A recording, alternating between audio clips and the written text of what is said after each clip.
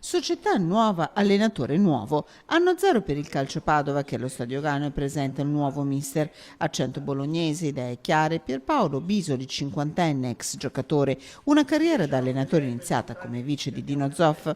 Spiega le sue regole, allenamento serio a porte aperte, lavoro duro con l'obiettivo promozione. Chi viene al campo per vivacchiare come me ha vita corta, qui bisogna venire al campo per migliorarci giorno, per cercare di creare un'identità e si mette un mattoncino alla volta, non si vince subito dal giorno alla notte, i posti non esistono già assegnati.